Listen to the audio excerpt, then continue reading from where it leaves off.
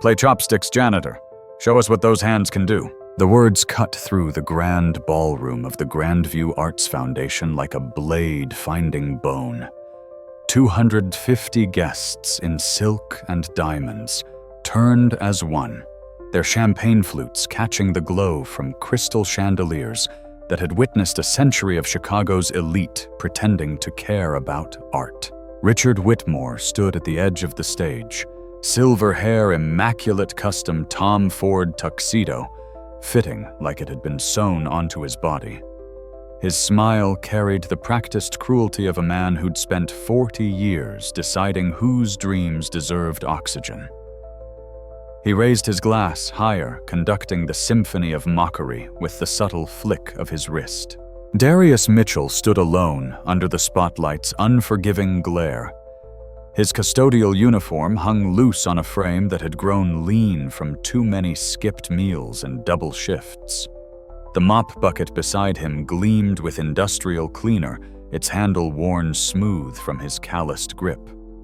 Behind him, the Steinway Model D sat like a sleeping dragon, its black lacquer surface worth more than Darius would earn in 10 years. In the shadows near the service entrance, Zoe Mitchell pressed her sketchpad against her chest until the spiral binding dug into her ribs.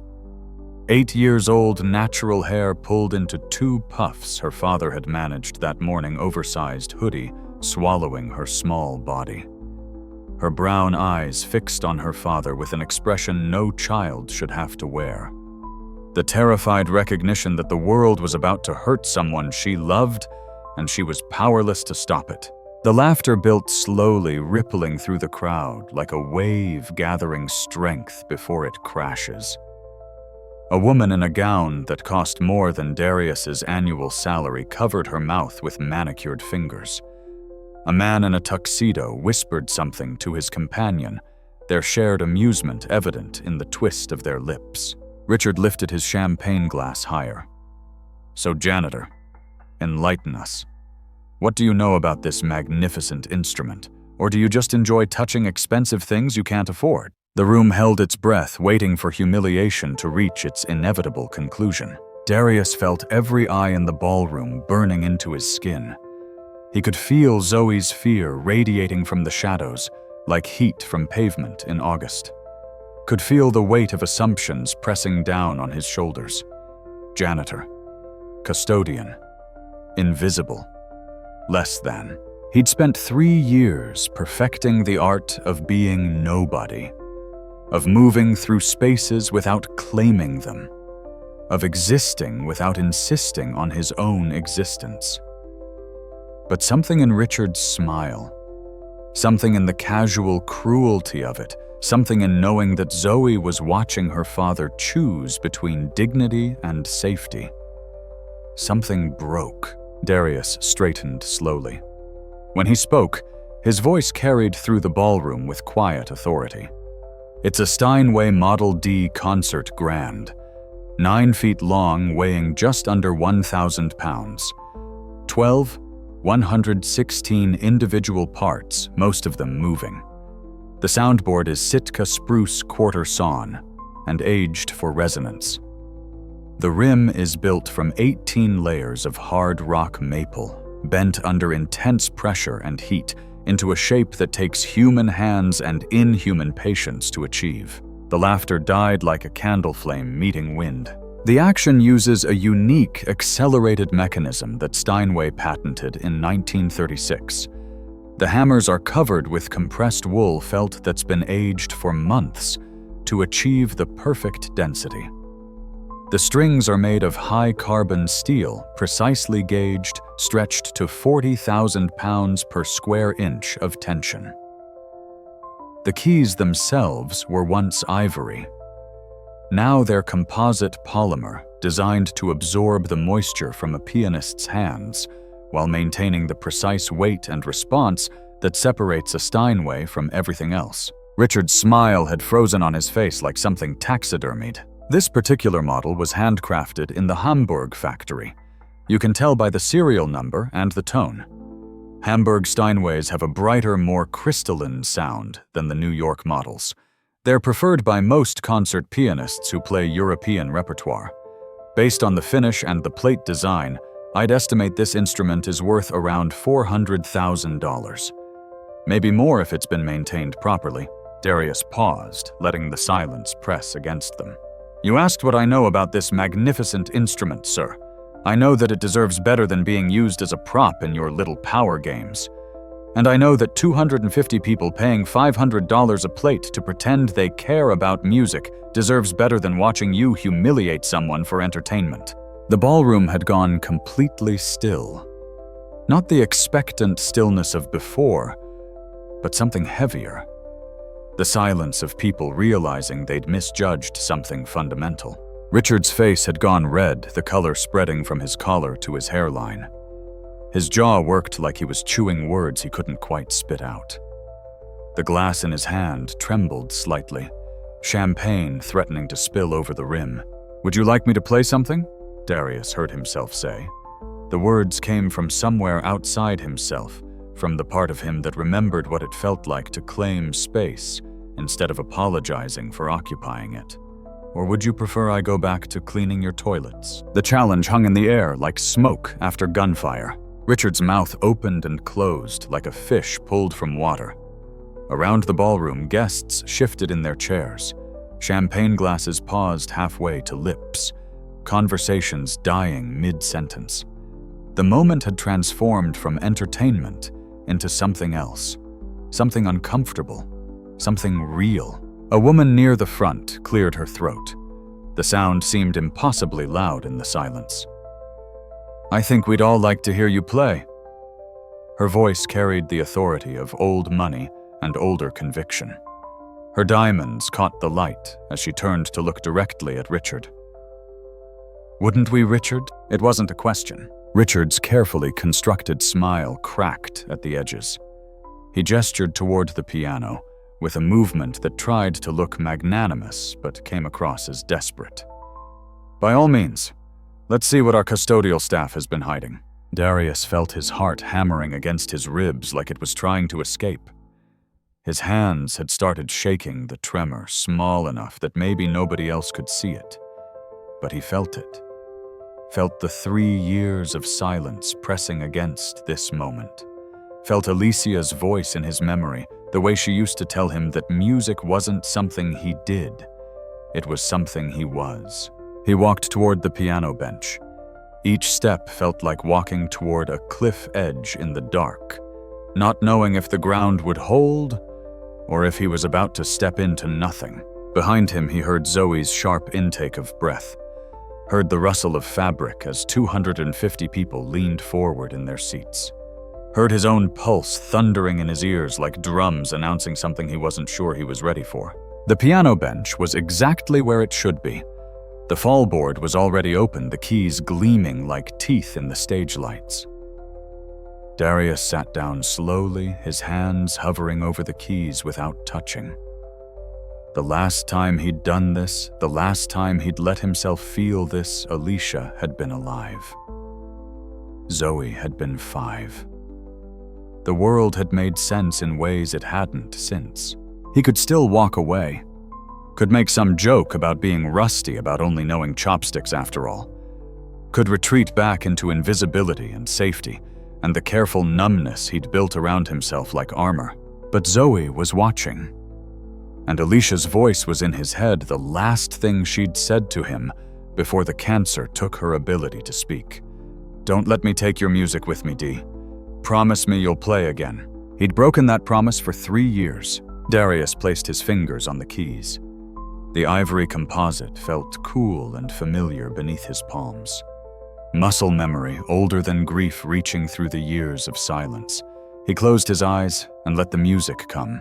The first notes of Rachmaninoff's Piano Concerto No. 2 rang through the ballroom like a prayer spoken in a language everyone had forgotten they knew. Darius's hands moved across the keys with the fluid precision of water finding its level.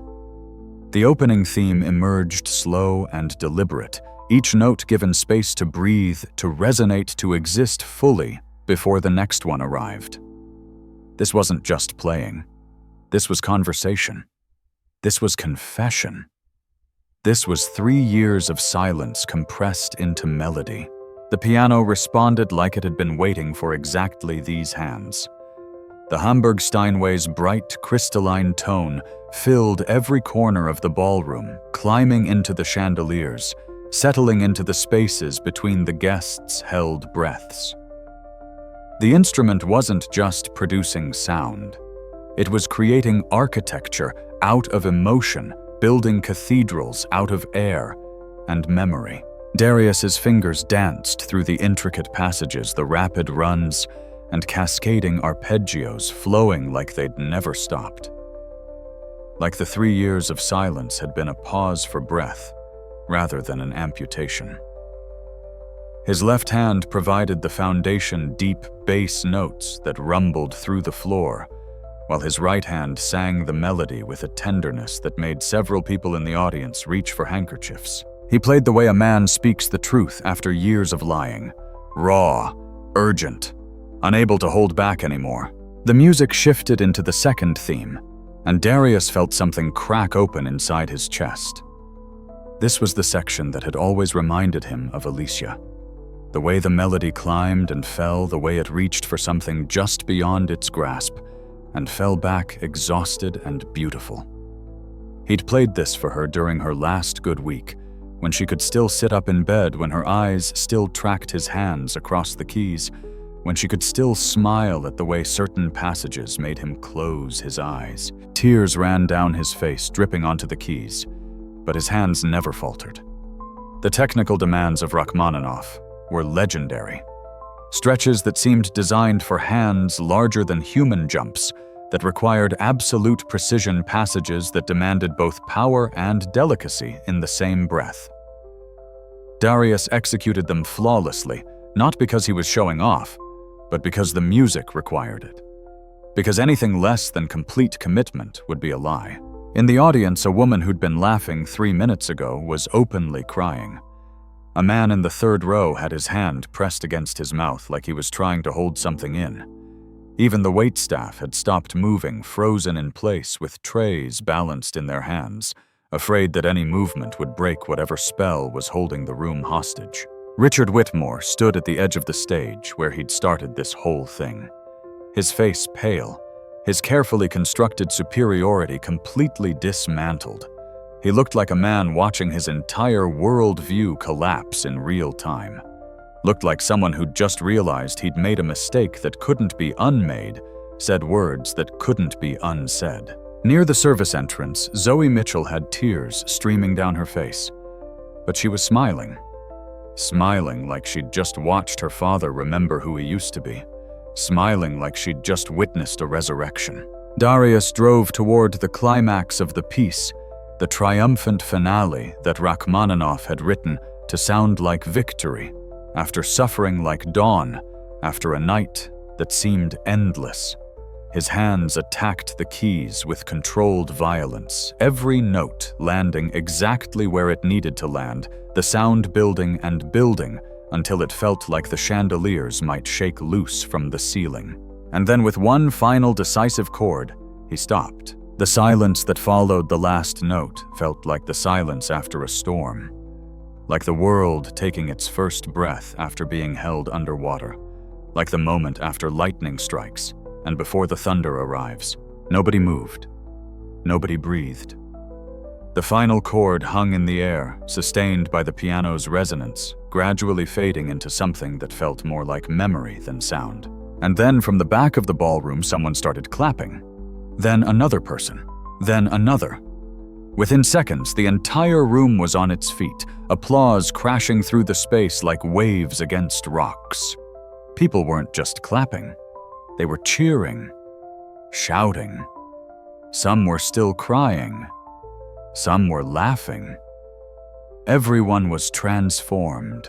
Darius sat at the piano bench, his hand still resting on the keys, his body shaking with the aftermath of what he'd just done. He'd broken his promise to Alicia. He'd played again. And instead of feeling like betrayal, it felt like coming home. Dr. Vivian Hayes stood frozen in the crowd, her champagne flute forgotten in her hand, watching a man she'd never bothered to learn the name of destroy every assumption she'd built her career on. She was the executive director of the Grandview Arts Foundation. She'd held this position for 7 years. In that time, she'd overseen 43 programs, distributed $12 million in grants-funded performances by some of the world's most celebrated musicians. She'd built her entire professional identity on understanding talent, on recognizing excellence, on knowing quality when she encountered it. And she'd walked past this man for 6 months without seeing him. Vivian had noticed the janitor, of course. The way anyone notices the people who clean up after them, maintain the spaces they occupy, ensure that their world remains pristine. She'd nodded at him once or twice, might have even thanked him for emptying the trash in her office. But she'd never looked at him, never seen him as anything more than the function he served. Now she watched him stand from the piano bench to thunderous applause, watched the way he wiped tears from his face with the back of his hand, watched the way his entire body seemed to vibrate with the aftermath of what he'd just released into the world, and she felt something she hadn't felt in 15 years. Shame, because she knew what she'd just witnessed. That wasn't someone who played piano as a hobby. That wasn't amateur night at the local bar. That was world class. That was conservatory level. That was the kind of talent that usually came with agents and recording contracts and profiles in classical music magazines. That was the kind of talent that didn't just appear. It was built, trained, cultivated, which meant this man, this janitor she'd never bothered to see, had a story that she'd never bothered to learn. Vivian found herself moving toward the stage without consciously deciding to move. Around her, the crowd was still applauding, still processing what they'd just experienced. Richard Whitmore had disappeared, probably to lick his wounds in private. Good. Let him hide. Let him feel what it's like to be made small in front of people who thought you mattered. The janitor had descended from the stage and was making his way toward the service entrance where a little girl waited for him. His daughter Vivian realized with a start. She'd seen the child before too, always quiet, always drawing, always staying out of the way. How many times had this little girl watched people walk past her father without seeing him? Vivian intercepted him before he could escape. "Excuse me." He turned, and for the first time Vivian actually looked at his face. Really looked. He was younger than she'd assumed. Late 30s maybe. Strong features, kind eyes, exhaustion carved into the lines around his mouth. This was someone who'd been carrying weight for a long time. "That was extraordinary," Vivian heard herself say. "What you just played, that was absolutely extraordinary." He studied her for a moment, like he was deciding whether she was sincere or setting him up for another humiliation. "Thank you, ma'am." "Ma'am?" He called her ma'am like they existed in completely different social universes, which Vivian supposed they did. She was Dr. Hayes' executive director graduate of Juilliard, daughter of 2 university professors. He was the man who cleaned her office, but he was also the man who'd just played Rachmaninoff, like he'd been personally commissioned to speak on behalf of human suffering. "I'm Vivian Hayes. I'm the executive director here." She extended her hand, and he shook it, his grip firm despite the tremor she could feel in his fingers. "I have to ask, where did you train?" Something flickered in his expression, something that looked like pain. "Berklee College of Music. Long time ago." Berklee. That explained the technical proficiency. That didn't explain why someone with that level of skill was working as a janitor. That didn't explain the 3 years' worth of grief she'd heard in every note. "I'd like to talk to you." Vivian pulled out one of her business cards, pressed it into his hand. "Tomorrow, if possible. There's something I want to discuss with you, something I think could be important." He looked at the card like it might explode. "With all respect, Dr. Hayes, I'm just trying to get my daughter home. It's past her bedtime. I understand. But please, come see me tomorrow, 10:30 a.m. My office." She paused, then added, "What's your name?" "Darius Mitchell." "Darius." She tried his name out, feeling the shape of it. "Well, Darius Mitchell, what you did tonight mattered. More than you probably realize. He looked at her for a long moment, then nodded once and walked toward his daughter. Vivian watched them leave together, the little girl's hand tucked into her father's, her head resting against his arm. Vivian stood in the middle of the ballroom, still holding her champagne flute, watching a custodian and his daughter disappear into the Chicago night. Around her, guests were still talking about the performance, still processing what they'd witnessed. Several were looking around like they expected Darius to come back and explain himself, like they needed him to fit into a category they could understand. But Vivian understood something they didn't. She'd just watched someone play music the way it was supposed to be played. Not as performance, not as entertainment, not as proof of technical mastery, but as truth, as survival, as the only language adequate for saying the things that regular words couldn't hold.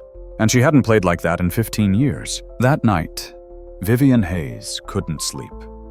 She sat in her home office in her Lincoln Park brownstone, the glow from her laptop screen the only light in the room, and did what she did best. Research. Darius Mitchell, Berklee College of Music. She started with the college's alumni database, cross-referenced with classical music competition archives, searched through old concert programs and reviews. What she found made her hands shake. Darius Andre Mitchell, graduated Berklee with highest honors class of 2010, full scholarship, winner of the Gilmore Young Artist Award in 2009, second place in the Cleveland International Piano Competition in 2011. Praised by the Boston Globe as a pianist with technical mastery matched only by his emotional depth. Performed as soloist with the Boston Pops in 2012. Signed with a major talent agency in 2013. Career trajectory pointing toward the kind of success that most classical musicians only dreamed about. And then nothing. His career stopped in 2021. No performances, no recordings, no press, no digital footprint, just silence. Vivian kept digging. Social media accounts that went dormant. A wedding announcement from 2014 to Alicia Robinson, described as a pediatric oncology nurse at Chicago Children's Hospital. A birth announcement in 2016. Zoe Marie Mitchell, 7 pounds 3 ounces, perfect in every way. Then in 2021, an obituary. Alicia Robinson Mitchell, age 35, after a brave battle with breast cancer. Survived by her husband Darius and daughter Zoe. Services private. In lieu of flowers, donations can be made to the Chicago Children's Hospital Pediatric Cancer Research Fund. Vivian sat back in her chair, the laptop screen blurring as tears filled her eyes. She understood now. Understood the grief she'd heard in every note. Understood why a man who could play like that was emptying trash cans and mopping floors. Understood what it cost to survive the kind of loss that breaks most people. She opened a new search window and typed her own name, Vivian Margaret Hayes. The results came quickly, too quickly. Juilliard graduate class of 2005, promising young pianist with a bright future ahead. Multiple competition wins as a teenager. Early performances praised for their technical precision. And then the articles that came later. The ones about burnout, about the pressure of being a prodigy, about parents who pushed too hard and expectations that became suffocating, about a young woman who walked away from a Steinway at age 26 and never looked back. She'd spent 15 years in arts administration, helping other people pursue their musical dreams while carefully avoiding her own. Building programs and fundraising and writing grants and doing everything except the one thing she'd trained her whole life to do. She'd convinced herself it was noble, that she was contributing more by supporting other artists than she ever could have as a performer, that her burnout at 26 was a sign she wasn't meant for that life anyway. But watching Darius play tonight, hearing the way he transformed pain into something transcendent, she'd realized something that made her chest ache. She hadn't walked away from music because she burned out. She'd walked away because she'd never loved it the way Darius loved it. She'd been playing for her parents' approval, for competition wins, for the validation of being called a prodigy. She'd never played because she couldn't not play. She'd never needed music the way some people need oxygen, but Darius did. Even after 3 years of silence. Even after loss that would have justified never touching a piano again. He still needed it. Still found his way back to it. Still had something to say that only 88 keys could articulate. Vivian closed her laptop and walked to the piano in her living room. A beautiful Yamaha Grand that she'd bought when she moved to Chicago 7 years ago, telling herself she'd play again someday. The fallboard was dusty. The keys probably needed tuning. She couldn't remember the last time she'd lifted the lid. She sat down on the bench and placed her hands on the keys. They felt foreign under her fingers, like a language she used to speak fluently and could now only recognize in fragments. She pressed down, playing a simple C major scale. The notes came out tentative, uncertain, asking questions instead of making statements. She tried a chord progression, then another. The muscle memory was still there, buried under 15 years of careful avoidance, but it was there. Her hands remembered things her conscious mind had tried to forget. She played for 20 minutes before the frustration became overwhelming. This wasn't music. This was mechanical reproduction of sounds. This was everything she'd hated about her training as a child, every rigid lesson, and every time her mother had corrected her technique instead of asking her what she was trying to express. Darius didn't play like that. Darius played like every note mattered. Like music was the difference between drowning and breathing. Vivian closed the fallboard and walked back to her office. She had work to do. Because tomorrow, at 10:00 a.m., she was going to offer Darius Mitchell something she'd been developing for months, but had never found the right person to lead. A program that would change everything. For him. For her. For every person who'd ever been told their dreams weren't practical, or their talents weren't marketable, or their worth wasn't measured by their job title. Tomorrow she was going to give Darius Mitchell a chance to remember who he used to be. And maybe in the process she'd remember too. Darius stood outside the executive director's office at 9:55 a.m. His custodial uniform freshly washed his hands, shaking slightly in his pockets. Zoe had stayed with Mrs. Patterson, the elderly neighbor, who watched her when Darius worked late shifts. Before he'd left, Zoe had grabbed his hand and squeezed it 3 times. Their code. I love you. He'd squeezed back 4 times. I love you more. The truth was, he didn't know why he was here. Didn't know what Dr. Hayes could possibly want to discuss with the man who cleaned her office. Maybe she was going to tell him that last night had been inappropriate, that custodial staff wasn't supposed to touch the instruments, that he'd violated some policy he didn't know existed. Maybe she was going to fire him. And if she did, what then? This job was all he had. It paid enough to cover rent on the South Side apartment he shared with Zoe, enough for groceries and her art supplies and the occasional used book from the library sale. It had flexible hours that let him be there when Zoe got home from school. It had health insurance that covered the therapy sessions Zoe needed after her mother died. If he lost this job, he lost everything. At exactly 10:00 a.m., the office door opened. Dr. Vivian Hayes stood in the doorway, looking different than she had last night. No gala gown, no diamonds, just tailored slacks and a silk blouse, her hair pulled back, her face makeup-free. She looked younger without all the armor. Looked almost nervous. Darius, thank you for coming.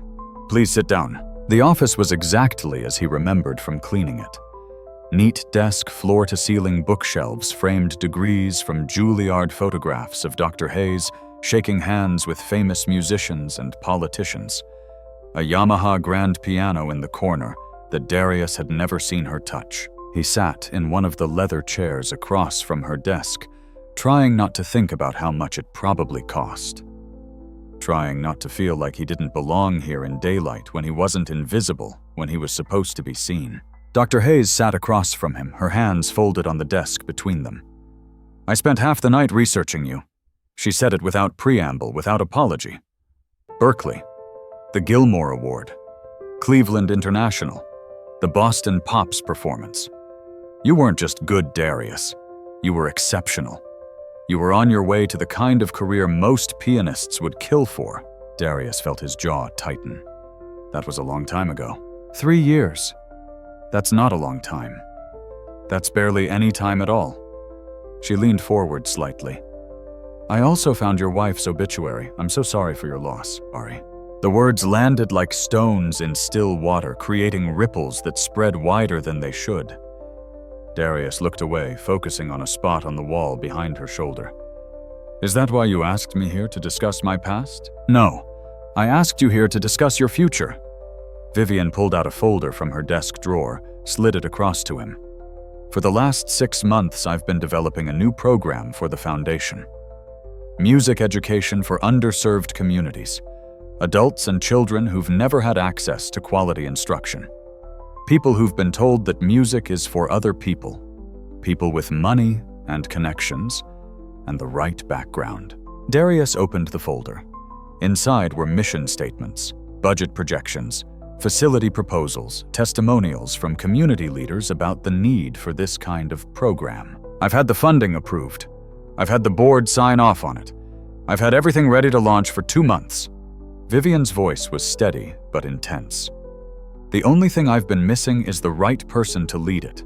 Someone who understands what music really is. Not performance for the wealthy, not entertainment for donors, but connection, healing, transformation. She paused, her eyes meeting his directly. Someone who plays the way you played last night.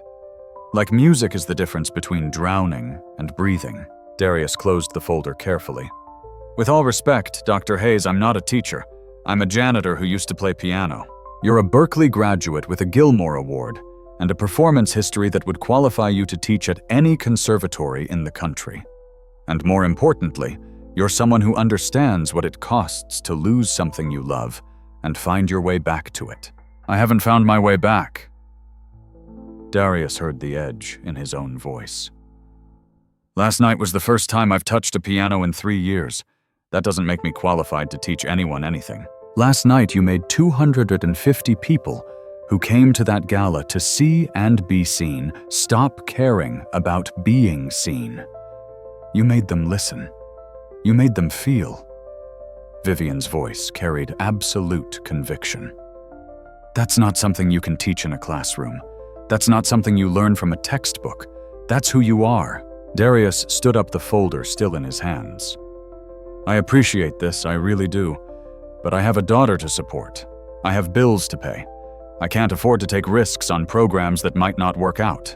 The foundation will provide a salary. Vivian stood as well. $60,000 a year to start with benefits. Full health insurance. Flexible hours. Whatever you need to make this work while still being there for your daughter. $60,000. That was twice what he made as a custodian. That was stability. That was Zoe not having to wear hand-me-downs. That was being able to say yes when she asked if they could go to the Children's Museum. That was terrifying. Why me? Darius asked. Why not hire someone with actual teaching experience? Someone without a 3-year gap in their resume? Someone who hasn't spent the last 1,000 days trying to forget everything they used to be. Vivian walked to the piano in the corner of her office. She lifted the fallboard, stared at the keys like they were a foreign language she used to speak. Because everyone I've interviewed for this position talks about music like it's a job, like it's something they do rather than something they are. And the people who need this program don't need someone who sees music as a career. They need someone who sees it as salvation. She turned back to face him. I graduated from Juilliard at the top of my class. I won competitions. I had offers from agents and performance opportunities that most musicians never get. And I walked away from all of it at 26 because I realized I'd never loved it. I'd only loved being good at it. I'd only loved the validation it gave me.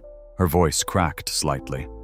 I've spent 15 years running a foundation that funds other people's musical dreams because I was too afraid to admit I never had that dream myself. And last night, listening to you play, I realized what I'd been missing, what I'd been avoiding. The reason music exists in the first place. Darius weighted the folder heavy in his hands. It exists for people like you. People who need it. People who can't not do it even when it hurts, even when it costs everything. She paused. And it exists for people who've never been told they deserve access to it. Kids growing up in neighborhoods where music class was cut from the budget. Adults who were told they didn't have talent. People who've never been given permission to make something beautiful. Vivian crossed the office to stand directly in front of him. I need you to lead this program, Darius. Not because you have the credentials, though you do. Not because you have the skill, though you have that too. But because you understand something that I've spent 15 years trying to avoid. Music isn't about being perfect. It's about being true. Darius looked at the folder in his hands. Looked at this woman who'd just laid herself bare in a way that had nothing to do with professional boundaries and everything to do with human connection. Looked at the piano in the corner that she'd admitted she was afraid to touch. I have to think about it, he finally said. I have to talk to my daughter. I have to make sure I'm not making another mistake. Take all the time you need. Vivian's voice was gentle. But while you're thinking, I want you to consider something. Your wife was a pediatric oncology nurse, right? Darius nodded, not trusting his voice. She spent every day helping children face the scariest thing they could face, helping families navigate the impossible. And I bet there were days when she came home exhausted when the weight of what she'd witnessed felt like too much to carry. Days when she wondered if she was making any difference at all. Tears were burning behind Darius's eyes, now his throat tight. But she kept showing up. Vivian continued. Because the work mattered more than whether it was easy. Because those kids needed someone who understood that healing isn't always about fixing. Sometimes it's just about being present in the pain. She paused. That's what this program needs, Darius. Someone who understands that music isn't always about joy. Sometimes it's about making the pain beautiful enough that you can survive it.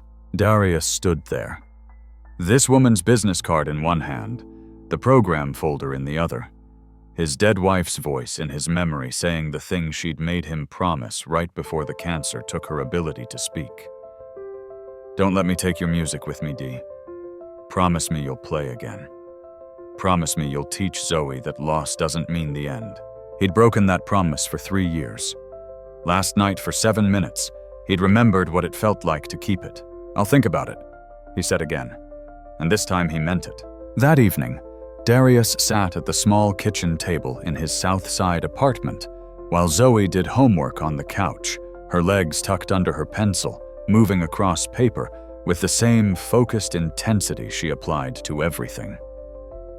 The program folder from Dr. Hayes sat in front of him, still unopened since he'd brought it home. $60,000 a year, health insurance, the chance to do something that mattered. The terrifying prospect of being seen again, of claiming space, of risking failure in a way that custodial work never risked, because nobody had expectations for custodians beyond showing up and getting the job done. Daddy Zoe's voice pulled him from his thoughts. Can I ask you something? Always, baby girl. She climbed off the couch and came to sit across from him at the table, her sketch pad pressed against her chest, the way she always held it, like it contained secrets too important to let go. Are you gonna do it? The music thing that lady wants. Darius looked at his daughter, this 8-year-old, who'd already learned what loss tasted like, who'd watched her mother disappear into hospital rooms and come back smaller each time until she didn't come back at all. Who'd spent 3 years watching her father disappear too, not into hospital rooms, but into silence, into invisibility, into the careful nothing of just surviving. I don't know, Zoe. It's complicated.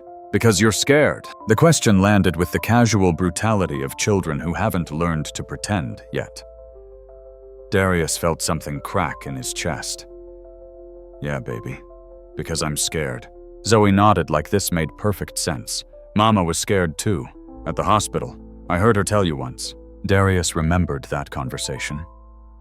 Late at night, after Zoe had supposedly fallen asleep in the fold-out chair in Alicia's hospital room.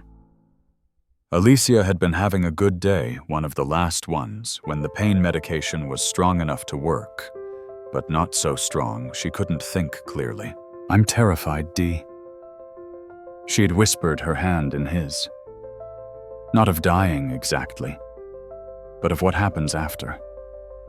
Of Zoe growing up without me. Of you being alone. Of all the things I won't get to see.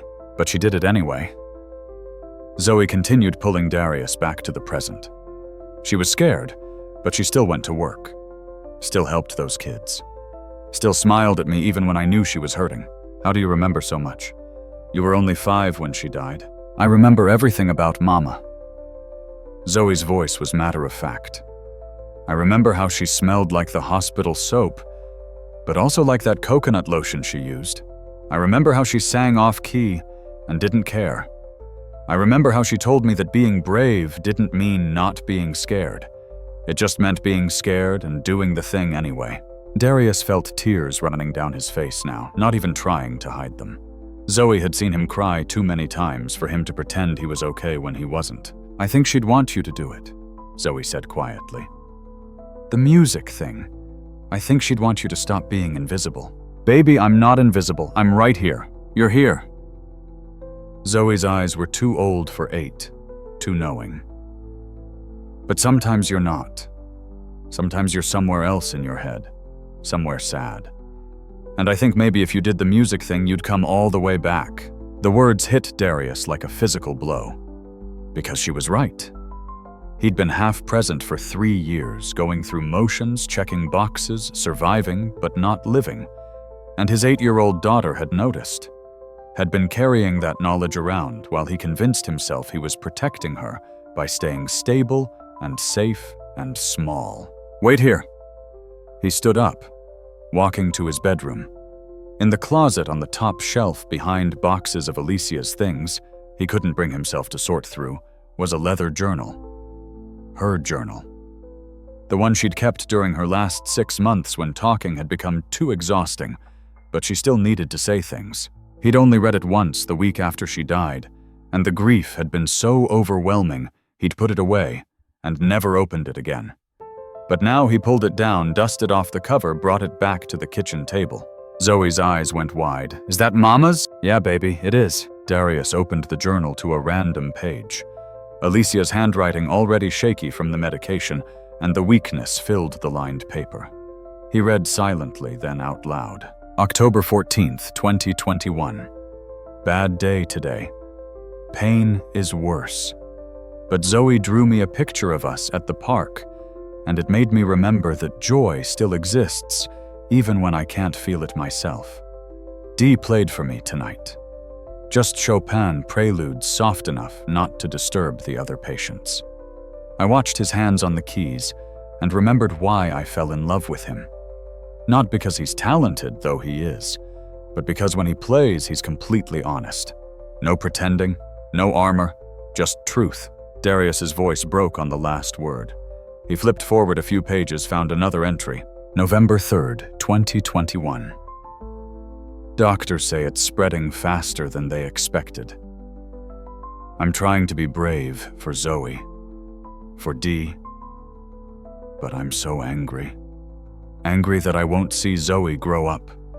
Won't be there for her first heartbreak, or her graduation, or her wedding. Won't grow old with Dee. Won't get to see what he becomes when he stops being afraid. He turned more pages, getting closer to the end. The handwriting got worse, harder to read, but the words were still there. December 1st, 2021. Can barely write today. Hands won't work right. But I need to say this before I can't say anything at all. Dee, if you ever read this, know that I don't regret any of it. Not getting sick, not dying young, not leaving you alone with Zoe, because every moment I had with you was worth it, every single one. And the only thing I regret is that you might use my death as an excuse to stop living. Don't do that. Please, baby. Don't let grief turn you into someone who apologizes for taking up space. You have music in you that the world needs to hear. And Zoe needs to see you be brave. Needs to learn that loss isn't the end. Promise me, Dee. Promise me you'll play again. The journal entry ended there. The next page was blank, the one after that.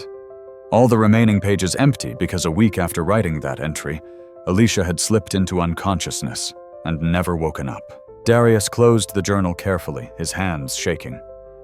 Zoe was crying now, silent tears running down her face. She wanted you to do it, Zoe whispered. The music thing. She wanted you to stop hiding. Darius looked at his daughter, this small person who'd inherited her mother's insight and her father's music, and a wisdom that seemed borrowed from someone much older. He thought about the program folder still sitting unopened on the table. Thought about Dr. Hayes's office and the piano in the corner that she was too afraid to touch. Thought about 250 people at a gala who'd spent 3 minutes seeing him as fully human. Thought about what it might mean to be seen, to be brave, to honor Alicia's last request not by holding on to her memory so tightly that he couldn't move, but by living the way she'd asked him to live. Fully, honestly, with his hands on the keys and his heart wide open. You're right, he finally said. Mama would want me to do it. And I think I want to do it too. I'm scared, Zoe. I'm terrified. But I think maybe it's time to stop letting fear make all my decisions. Zoe smiled. Then the first real smile he'd seen from her in weeks. Can I help with the music thing? Darius pulled her into his lap, held her tight against his chest. Yeah, baby girl. You can help. We'll do this together. You, me, and Mama watching from wherever she is. 3 times. Zoe squeezed his hand. Their code. 4 times. Darius squeezed back. I love you more. And for the first time in 3 years, he believed that maybe love was bigger than loss.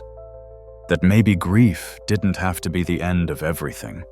That maybe, just maybe, he could build something beautiful out of the broken pieces.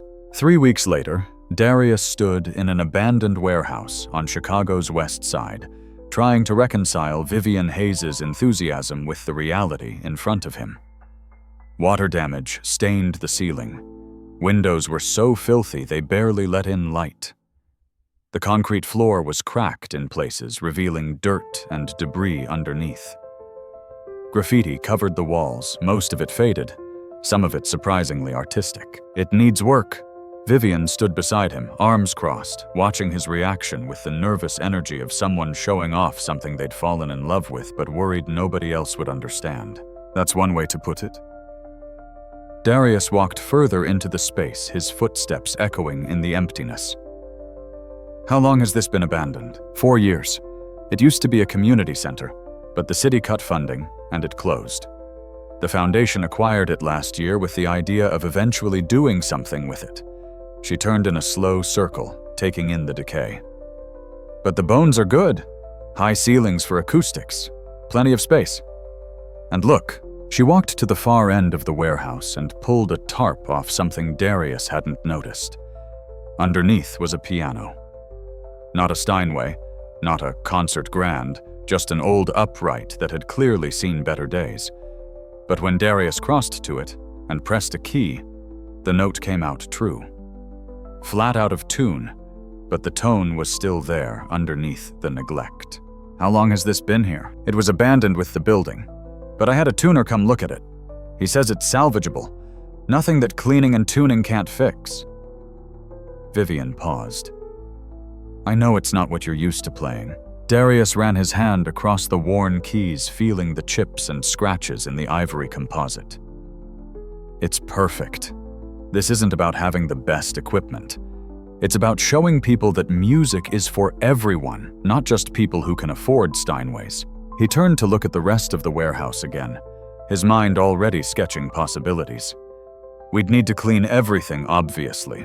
Repair the water damage. Maybe paint the walls. Leave some of the graffiti if it's good.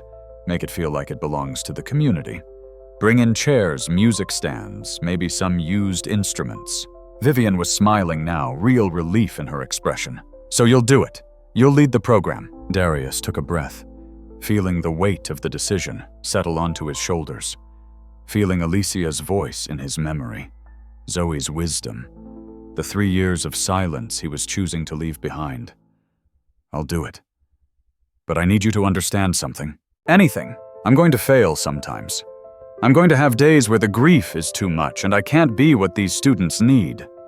I'm going to make mistakes because I've never taught before and I don't know what I'm doing. He met her eyes directly. And I'm going to need help, not just from you, but from people who know what they're doing. Real teachers. People with experience. Vivian crossed to stand in front of him. I'll be here. Not just as your boss, but as someone who's trying to remember how to do this too. She gestured to the piano. I haven't played in 15 years. Maybe it's time I stopped making excuses. The renovation consumed 6 weeks. Darius worked before dawn and late into the night, supervising contractors, painting walls, hauling debris. Vivian was there almost as much as he was swapping her executive wardrobe for jeans and t-shirts, her hair pulled back in a ponytail, paint splattered on her hands. Zoe came every day after school, documenting everything in her sketch pad. She drew the workers carrying lumber volunteers from the neighborhood helping to clean windows, the old upright piano being tuned by a specialist who called it a miracle that it still worked at all. She designed a logo for the program, simple but perfect. A treble clef wrapped around a heart with the words, "The Harmony Project," underneath. They named it together, the three of them, sitting on the warehouse floor during a break eating pizza from the corner shop. Darius had suggested half a dozen options, all of them too formal, too institutional. Vivian had vetoed all of them. It needs to feel welcoming, she'd said.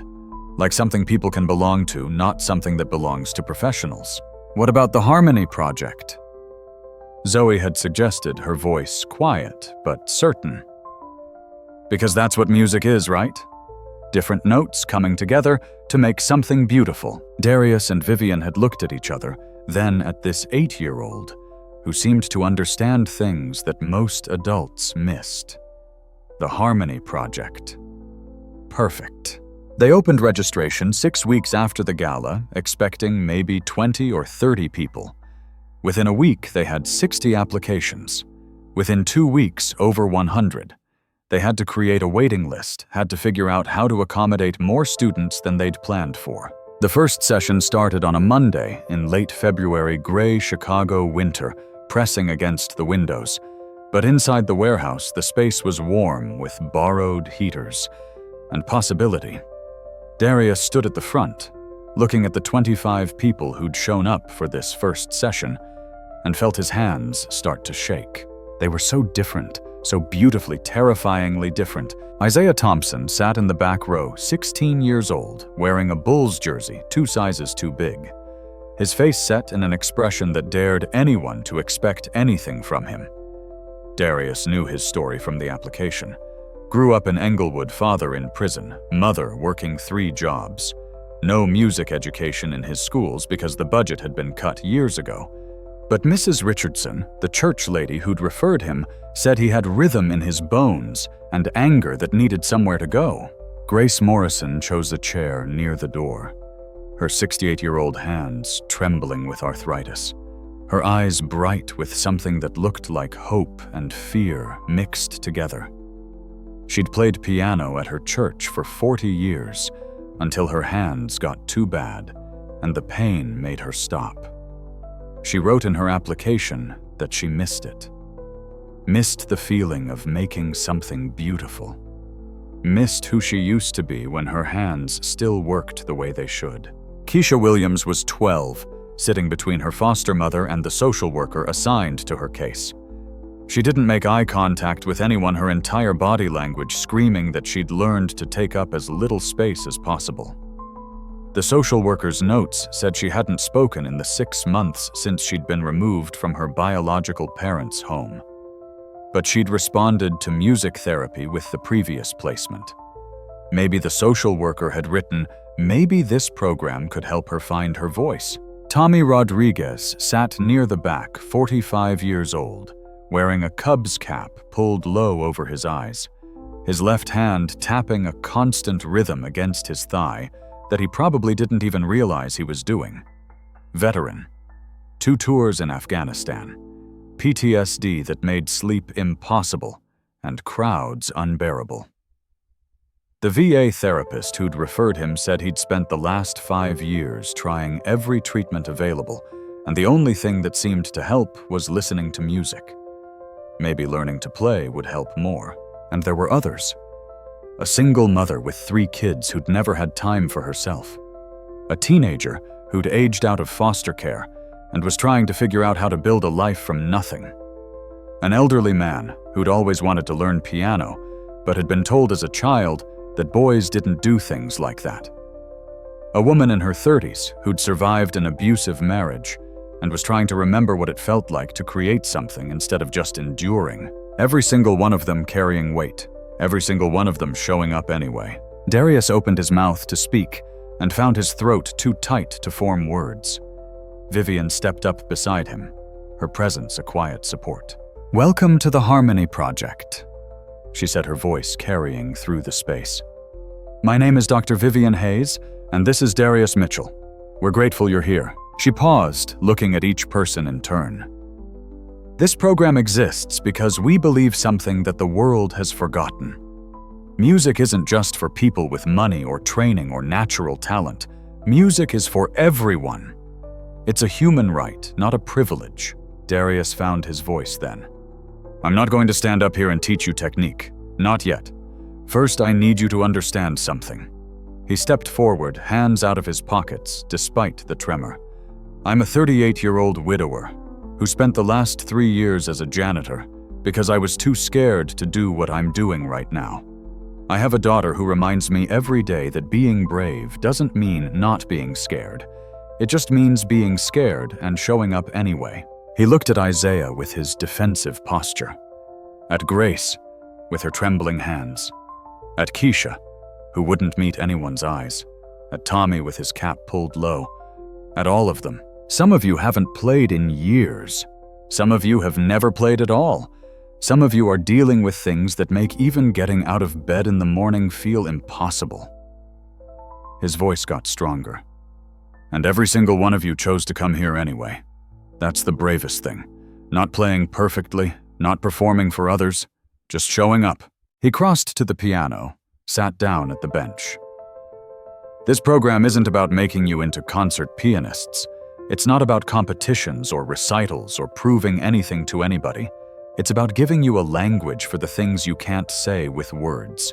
It's about making the pain beautiful enough that you can survive it. It's about connection." Darius placed his hands on the keys and played. Not Rachmaninoff this time. Not something complex and impressive. Just a simple melody, something he improvised on the spot, gentle and searching.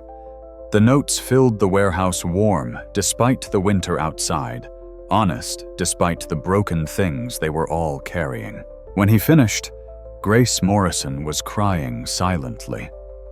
Tommy Rodriguez's hand had stopped its constant tapping. Even Isaiah's defensive expression had softened into something that looked almost like wonder. "That's music," Darius said quietly. "Not the notes themselves, but what they make you feel, what they help you say. And over the next few weeks, we're going to teach you how to speak that language for yourself." Isaiah raised his hand tentatively. "What if we suck at it?" Darius smiled. "Then you suck at it. And then you practice. And then you suck a little less. And eventually, maybe you find out that being good at something isn't the point. The point is showing up. The point is trying. The point is making something when everything in your life is telling you that you're not worth anything." He stood from the piano bench. "The point is proving that wrong." They worked for 2 hours that first session. Darius started with the basics, showing them hand position, explaining how the keys worked, letting them each touch the piano and hear the sound their own hands could create. Vivian circulated through the group, offering encouragement, adjusting finger positions, her own Juilliard training coming back in ways that surprised her. By the end of the session, Isaiah had played a simple 5-note scale and looked shocked that his hands could do something that sounded like music. Grace had managed a full octave despite her arthritis tears streaming down her face, but smiling. Keisha had touched the keys once, just once, but it was one time more than she'd done anything voluntary in 6 months. Tommy had played for 15 minutes straight, his hand finally still, his expression peaceful, in a way his social worker said she'd never seen. As people filed out gathering coats and thanking Darius and Vivian, promising to come back next week, Darius felt something he hadn't felt in 3 years. Not happiness exactly, not yet, but something close. Something that felt like possibility. Like maybe Alicia had been right. Maybe loss didn't have to be the end. Maybe it could be a beginning instead. The Harmony Project grew faster than anyone expected. Within 3 months, they'd added 2 more session times to accommodate the waiting list. Within 6 months, they'd brought in 2 additional instructors, both of them professional musicians, who'd heard about the program and wanted to be part of it. But the heart of it remained Darius. The way he showed up every single session, the way he remembered every student's name and story, the way he played for them like he was sharing secrets instead of just demonstrating technique. Isaiah Thompson stopped wearing his defensive expression somewhere around week 5. He discovered that he had natural rhythm, could hear chord progressions after listening, once could improvise in ways that surprised everyone, including himself. He started writing his own compositions, angry and beautiful, full of the life he'd lived and the life he wanted. Darius worked with him for hours after regular sessions, helping him shape his ideas into actual music. One evening, as they worked on a particularly complicated passage, Isaiah looked up from the keys. "Why are you doing this, Mr. Mitchell? Why you care so much about people like us?" Darius sat back, considering the question. "What do you mean, people like you? You know what I mean?" Isaiah's voice carried years of being underestimated. People from neighborhoods like mine. People who've been told we ain't gonna amount to nothing. People who don't got money for real music lessons and real instruments. Darius looked at this 16-year-old who'd already learned too much about how the world sorted people into categories and decided who deserved what. "You want to know why I care? Because 3 years ago I was you. Not exactly you, but close enough. I'd lost everything that mattered. I'd decided that I didn't deserve to claim space in the world. I'd made myself invisible because being invisible felt safer than being seen and judged and found wanting." He paused. And then a woman I barely knew saw past all that invisibility and told me I was worth something. That what I could do mattered. That I deserved a second chance even though I'd convinced myself I didn't. Isaiah absorbed this, his fingers still resting on the keys. "That Dr. Hayes lady." "Yeah." Darius smiled. "That Dr. Hayes lady. She gave me something I didn't think I deserved. And now I'm trying to pay that forward. Trying to be for you what she was for me." "You think I'm good enough?" Isaiah's voice dropped to almost a whisper. "Like really good enough to maybe do something with this." Darius walked to stand beside Isaiah at the piano. "I think you have a gift.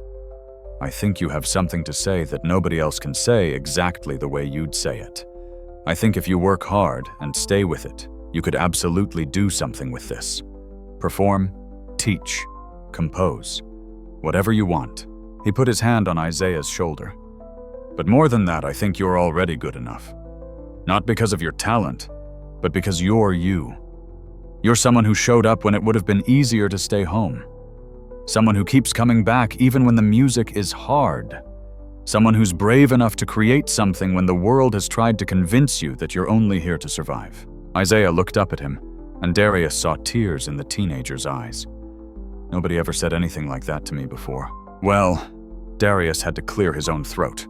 "Somebody should have, and I'm saying it now." Grace Morrison's hands got better. Not cured, the arthritis didn't magically disappear, but better. The music therapist they'd brought in to consult on techniques for students with physical limitations taught her exercises, ways to warm up before playing, ways to work with her body instead of against it. She relearned pieces she used to play at church, simplified versions that accommodated what her hands could do now, instead of demanding what they used to do. She brought her granddaughter to a session, once a teenager, who'd never heard Grace play before, because by the time she was old enough to remember, Grace's hands had already failed her. Darius let Grace perform one of the pieces she'd been working on, a hymn she'd played at her own wedding 50 years ago. When she finished, her granddaughter was crying. "I didn't know you could do that, Grandma. I didn't know you had that in you." Grace had smiled through her own tears. "I didn't know I still had it in me either, baby. But it turns out some things don't leave you even when you think they're gone." Keisha Williams spoke. Not in full sentences, not conversations, but single words that grew into phrases that grew into actual communication. The first time it happened, Darius had been showing her a simple melody on the piano. She'd repeated it back, note for note, and then whispered so quietly he almost missed it. "Pretty." He'd frozen, not wanting to scare her back into silence by making too big a deal out of it. "Yeah, it is pretty. You played it beautifully." And week by week, word by word, Keisha came back. Her foster mother cried in the hallway after the session where Keisha played an entire piece, and then turned to Darius and said, clear as day, "Thank you, Mr. Mitchell." "Do you know how long we've been waiting to hear her voice?" the foster mother had whispered. 6 months. 6 months of silence. "And you did this in 8 weeks. Darius had to sit down, overwhelmed. "I didn't do anything. Music did this. Keisha did this. I just gave her a safe place to remember she had a voice." Tommy Rodriguez's hands stopped shaking when he played. The constant rhythm tapping stopped. The nightmares, according to his VA therapist, decreased from every night to maybe once a week. He'd found something that worked better than any medication they'd tried. Found a way to quiet the parts of his brain that had been stuck in combat mode for 5 years. He brought other veterans to sessions, started a small group that met separately, just veterans using music as therapy. Darius taught them, but mostly he just provided space and instruments and let them figure out together what they needed. One evening, as Darius was locking up, Tommy waited by the door. "I need to tell you something, Mr. Mitchell." "Of course." Tommy looked at his hands, then back up. "I was planning on killing myself. Before I found this program. Had it all figured out. Date, method, everything." He paused. "But then Mrs. Rodriguez from the VA saw your flyer and made me promise I'd try at least one session first." Darius felt his heart stop. "Tommy, you saved my life." Tommy's voice broke. "You and this program and this piano and all these people who don't know me from Adam but show up every week anyway. You saved my life, and I need you to know that." Darius pulled Tommy into a hug, this broken veteran, who'd found a reason to keep breathing in 88 keys, and the permission to make something beautiful instead of just surviving. "You saved your own life. All I did was show you that you were worth saving." And through all of it, Vivian was there. Not just as executive director, but as co-teacher, as support, as someone who was relearning alongside the students what it meant to connect with music, instead of just being technically proficient at it. She started playing again, really playing, not just demonstrating technique, but actually expressing herself. She and Darius would stay late after sessions. After all the students had gone home, after Zoe had fallen asleep on the couch in the small office they'd built. They'd play together, him on the upright, her on the keyboard they'd acquired for duets. Sometimes they played classical pieces. Sometimes they improvised. Sometimes they just talked while their hands found harmonies. "You're different as you were 6 months ago," Vivian said one night, her hands still resting on the keys. "Lighter somehow." Darius smiled. "You're one to talk. When's the last time you wore a business suit?" She laughed. "Fair point. I think I've worn more paint-stained jeans in the last 6 months than designer clothes." My mother would be horrified. "Tell me about her. Your mother. You've mentioned her a few times, but never in detail." Vivian's hands moved to a minor chord, the sound melancholy but beautiful. She was a professor. Music theory. Very rigid in her thinking about what music should be. Who should be allowed to make it? She pushed me so hard as a kid. Private lessons, competitions, constant practice. And when I couldn't be perfect anymore, when the pressure got too much and I walked away, she acted like I'd personally betrayed her. "Do you still talk to her? Holiday cards? Occasional emails?" Nothing real. Vivian switched to a major key, the mood lifting slightly. She thinks I've wasted my potential by running a non-profit instead of performing. Thinks this program is charity work instead of real music. And what do you think? Vivian looked up at Darius, and something in her expression made his breath catch. I think I've found more truth in the last 6 months than I did in 26 years of trying to be what she wanted me to be. I think Isaiah and Grace and Keisha and Tommy and all the others have taught me more about what music actually means than Juilliard ever did. She paused. And I think working with you has reminded me why I fell in love with music in the first place.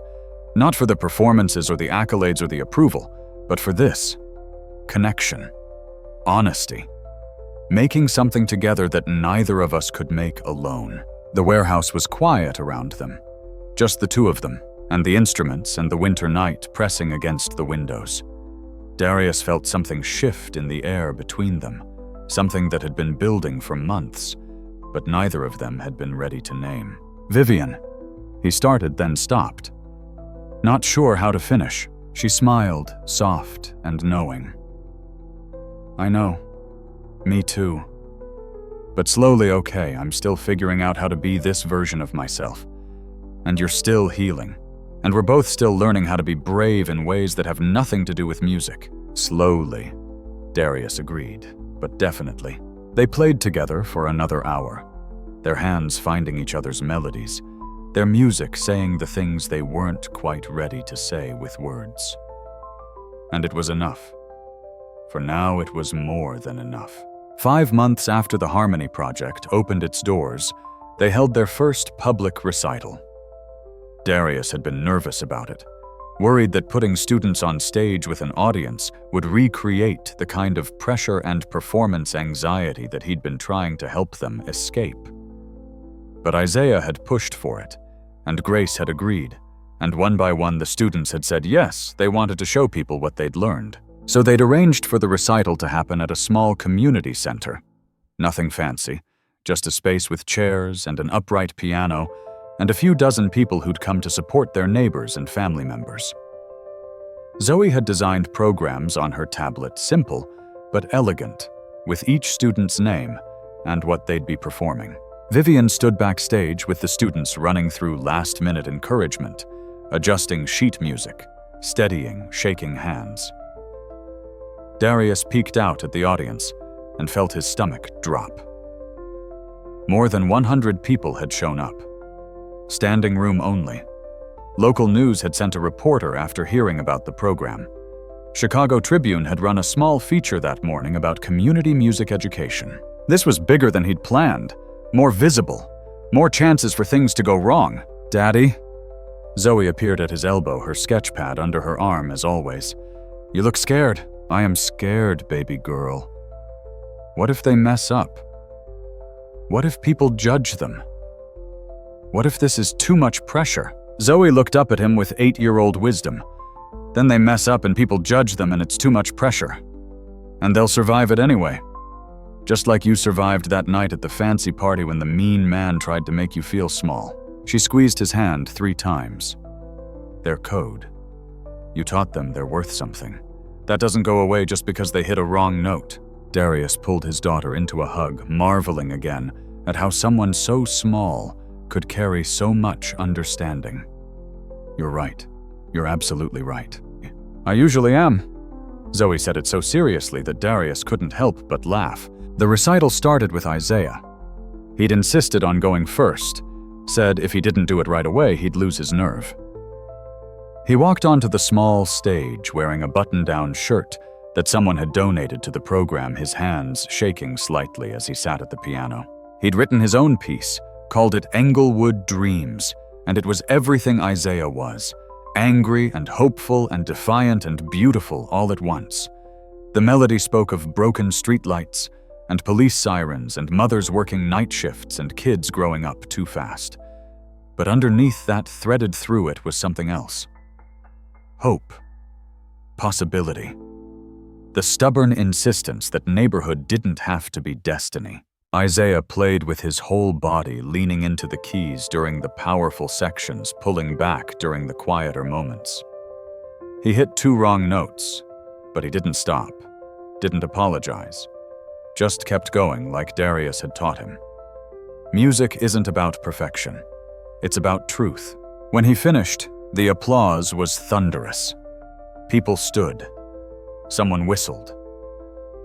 Isaiah looked out at the audience with an expression of stunned wonder, like he couldn't quite believe that people were clapping for him for something he'd created. He walked off stage directly to Darius, his eyes shining. "Did I do okay?" Darius pulled him into a hug. "You did better than okay. You just told 100 people your story and they listened. That's not okay. That's extraordinary." Grace went next. She played Amazing Grace, the song she'd played at her church every Sunday for 40 years, until her hands had failed her. It was slower than she used to play it, simpler, adjusted for what her arthritis would allow. But somehow that made it more beautiful. Made it feel like a testimony to survival, to adaptation, to the stubborn insistence that loss didn't have to mean the end. Her granddaughter was in the front row, crying openly. When Grace finished and stood to take a bow, her hands still trembling, but successful, her granddaughter stood and started clapping, and didn't stop until everyone else in the room joined her. Keisha played with her foster mother, sitting right beside the piano, close enough to touch if Keisha needed the reassurance. She played a simple piece, just a children's song that Darius had taught her weeks ago. But halfway through, she did something she'd never done in practice. She started humming along with the melody. Quiet at first, barely audible, but then stronger. Humming turned to words she'd been silent for 6 months before the Harmony Project. By the time Keisha finished, there wasn't a dry eye in the room. Her social worker was openly sobbing. Her foster mother had her hand over her mouth. And Keisha looked up at the audience and spoke clearly, loudly enough for everyone to hear. "Thank you for listening to me." Tommy performed last. He played a piece he'd arranged himself, a combination of 2 songs. One was the lullaby his mother used to sing to him when he was a child in Mexico before his family immigrated. The other was taps, the melody played at military funerals, the sound that haunted him from too many losses overseas. He wove them together, the lullaby and the funeral song, his mother's love, and his trauma, the boy he'd been, and the man war had made him. His hands didn't shake once. His expression was peaceful in a way that his therapist later said she'd never witnessed in 5 years of treatment. When everyone had performed, when the final applause had faded, Darius took the stage one more time. He hadn't planned to speak, but something made him step up to the microphone they'd set up. "Thank you all for coming. Thank you for supporting these incredible students." His voice cracked slightly. 6 months ago, this program didn't exist. 6 months ago, I was a janitor who hadn't touched a piano in 3 years because grief had convinced me I didn't deserve to make music anymore. He looked at Vivian standing in the wings, at Zoe in the front row, at Isaiah and Grace and Keisha and Tommy and all the others. And then someone saw me. Someone told me I was worth more than I'd convinced myself I was worth. Someone gave me a second chance. Darius gestured to the students. And these people, these extraordinary people, they've taught me something I didn't know I needed to learn. That music isn't just for people who are already whole. Music is for people who are broken. Music is for people who've been told they don't matter. Music is for anyone brave enough to show up and say, "This is who I am," and trust that someone will listen. He paused, looking out at the audience. The Harmony Project isn't just about teaching people to play piano. It's about teaching people that they're worth being heard, that their stories matter, that loss and pain and struggle don't disqualify them from creating beauty. If anything, those things make the beauty more real. The applause started again, building like a wave. Darius stepped back from the microphone and let the students come forward to take their final bow together. All of them standing there, imperfect and brave and absolutely beautiful. In the audience in the back row, where he'd been trying to remain invisible, Richard Whitmore stood and applauded along with everyone else. His face was unreadable, his expression complicated. But he was there, and he was clapping and watching from somewhere beyond the reach of cameras or witnesses, somewhere in memory or faith, or the stubborn hope that love doesn't end just because someone dies. Alicia Mitchell was smiling, because her husband had kept his promise. He was playing again, and he was teaching their daughter that loss wasn't the end. It was just the beginning of everything that came after. The article appeared in the Chicago Tribune opinion section 3 days after the recital. Richard Whitmore's byline was attached to 200 words of calculated destruction. Feel-good story or dangerous precedent. The problems with the Harmony Project. Darius saw it when he stopped for coffee on the way to the warehouse. The newspaper in the stand, his program's name in the headline, Richard Whitmore's smug headshot staring back at him. He bought a copy with hands that had started shaking, read it standing on the sidewalk while his coffee went cold. The article was masterfully written. Darius had to give Richard that. It didn't attack the students. It didn't question their sincerity or their progress. Instead, it attacked everything around them. The lack of formal credentials, the informal structure, the questionable wisdom of putting traumatized individuals in a high-pressure environment like performance. Darius Mitchell, Richard had written, is by all accounts a talented pianist. But talent and qualification are not the same thing. Mitchell has no teaching certification, no background in music therapy, no training in working with vulnerable populations. The Harmony Project operates without the oversight that would be required of any legitimate educational institution. The article went on, raising questions about liability, about whether the foundation was being fiscally responsible in funding a program run by someone whose only relevant credential was being good at playing piano, about whether this was genuine community service or performative charity designed to make wealthy donors feel good about themselves. We must ask, the article concluded, whether good intentions are enough, whether heartwarming stories should outweigh professional standards, whether we're truly helping vulnerable populations or simply exploiting their struggles for emotional impact. The Harmony Project may have the best of intentions, but intention without qualification is a recipe for disaster. Darius read it twice, then a third time, trying to find something to hold on to, some argument he could make in defense. But Richard had been too careful, hadn't said anything explicitly false, hadn't made claims that could be easily disproven. He'd just raised questions, planted seeds of doubt, done it all with the veneer of concerned civic-mindedness. By the time Darius reached the warehouse, Vivian was already there, her laptop open, her face pale. They've been calling. Donors, board members, people who saw the article and want to know if it's true that we're running an unregulated program with unqualified staff. Is it true? Vivian looked up at him sharply. You know it's not. You have more real-world music experience than most certified teachers. The program has been nothing but successful.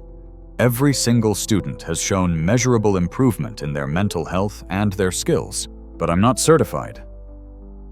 Darius sat down heavily in one of the folding chairs they used for students. I don't have the letters after my name. I'm exactly what Richard said I am. A talented pianist with no formal credentials to teach. You're so much more than that. Vivian's voice was fierce. You've changed lives. You've given people hope. You've built something real. That doesn't matter if the board pulls our funding. Darius looked at her. Does it? If donors withdraw support because they're worried about liability, what happens to the program? What happens to Isaiah and Grace and Keisha and Tommy and everyone else who needs this? Vivian's hands clenched into fists on her laptop. We fight. We push back. We show them the results. We get testimonials from students and families. We prove that credentials don't matter as much as impact. But her voice lacked conviction, and they both knew why. Because the world didn't work on impact. The world worked on credentials and insurance policies and the kind of institutional protection that the Harmony Project had deliberately avoided in favor of being accessible and community-based. They spent the rest of the day doing damage control, calling donors to reassure them, responding to board members' concerns, drafting a statement about the program's structure and safety measures. By evening, they were exhausted and no closer to a solution. Zoe found Darius sitting alone in the warehouse after everyone else had gone home, staring at the upright piano that had started all of this. She climbed onto his lap without asking permission, her small body warm against his chest. "That mean man from this party wrote bad things about you. It wasn't a question." "Yeah, baby, he did." "Are they true?" The bad things. Darius thought about how to answer honestly without destroying his daughter's faith in him. Some of them are facts without context. "I'm not a certified teacher. The program doesn't have all the official approvals that a traditional school would have. Those things are true. But that doesn't mean the program is bad or that what we're doing is wrong. It just means that some people think the only way to help people is through official channels with official credentials. And maybe they're not wrong to worry about that. Maybe there are risks to the way we're doing things." Zoe pulled back to look at his face. "Are you gonna quit? Like you quit playing piano after Mama died?" The question hit him like a physical blow. No, baby, I'm not going to quit. Whatever happens, whatever Richard tries to do, I'm not going to abandon these students. They need this program too much. Even if you lose, especially if I lose." Darius hugged her tighter. "Because then I'll just build it again somewhere else. That's what brave people do, right? They keep showing up even when it's scary." Zoe nodded against his chest. "That's what Mama did." "Yeah, that's what Mama did. And that's what we're going to do too." But privately, as he sat there holding his daughter, Darius felt the weight of everything they'd built pressing down on his shoulders. Felt the fragility of hope when it runs into institutional power. Felt the old familiar urge to make himself invisible again, to retreat into the safety of not trying, not risking, not claiming space he might not be allowed to occupy. He'd broken that pattern once, played piano when Richard tried to humiliate him, built this program when every logical part of his brain said it was too risky. But how many times could one person be brave before the world wore them down? How many times could you build something before accepting that maybe the universe was telling you to stop? Outside Chicago hummed its endless symphony. Inside the piano waited silently for hands that might not be allowed to touch it much longer. And somewhere in memory or hope or the stubborn faith that love persisted past death, Alicia Mitchell whispered the same thing she'd written in her journal years ago. "Don't let them make you small, D. Don't let them win." Darius closed his eyes and held his daughter and tried to believe that being brave was still possible. Even when bravery felt like losing in slow motion. Even when the world kept insisting that people like him should stay in their place and be grateful for the crumbs they were allowed. Even then, especially then. The emergency board meeting happened on a Thursday morning 43 floors above Chicago's streets, in a conference room that cost more to furnish than the Harmony Project's entire annual budget. Vivian sat at one end of the long table, her executive armor fully deployed, every hair in place, her expression carefully neutral. Darius sat beside her at her insistence, even though he'd argued that his presence would only make things worse. 12 board members filled the other seats. Old money and new money people who genuinely cared about the arts, mixed with people who sat on boards, because that's what wealthy people did. At the head of the table, looking uncomfortable in a way that suggested he knew this meeting wouldn't end well, was the board president, Jonathan Hargrove. "Let's get started." Hargrove adjusted his glasses, looking down at the folder in front of him. "We're here to discuss the Harmony Project in light of recent press coverage and donor concerns." "Recent attack piece, you mean?" Vivian's voice was steel wrapped in silk. "Let's call it what it is. Richard Whitmore wrote a hit job designed to undermine a program that's been nothing but successful because he's still angry about being humiliated at a gala. One of the board members, a woman in her 60s with gray hair and expensive pearls, cleared her throat. With all respect, Dr. Hayes, Mr. Whitmore, raised legitimate concerns about liability and qualifications. 3 major donors have called expressing worries about continuing to fund a program that operates outside normal regulatory frameworks, because normal regulatory frameworks exclude exactly the people we're trying to serve. Vivian leaned forward. Do you know how long it takes to get full nonprofit status? How much paperwork? How many hoops you have to jump through? We made a choice to start fast and start accessible to actually help people instead of spending 2 years filling out forms. Another board member, a man in his 40s wearing a suit that probably cost more than Darius earned in a month, spoke up. But that choice exposes the foundation to risk. If something goes wrong, if a student is harmed, if there's any kind of incident, we have no protection, no certification, no credentials, nothing that proves we took appropriate precautions. Darius felt Vivian tense beside him. Nothing except testimonials from every single student and family member. Nothing except documented improvement in mental health outcomes. Nothing except the fact that in 6 months we haven't had a single incident or complaint. But sure, let's prioritize hypothetical risks over actual results. The board president raised his hand for calm. Dr. Hayes, we understand your passion for this program, but the board has a fiduciary responsibility to protect the foundation. We can't ignore legitimate concerns about liability. He paused, and Darius knew what was coming before the words arrived. We need to propose a compromise. The foundation will continue to fund the Harmony Project, but we need to bring in a certified music educator as the program director. Mr. Mitchell can remain involved as an assistant or volunteer, but we need someone with proper credentials in the leadership position. The room went silent. Vivian's hands flat on the table, her knuckles white with pressure. Darius spoke for the first time since the meeting started. I understand. I appreciate everything the foundation has done, and if stepping aside means the program continues, I'll do that. No. Vivian's voice cut across his. Absolutely not. Dr. Hayes, let's be reasonable. The pearl-wearing woman again. Mr. Mitchell is admitting that this makes sense.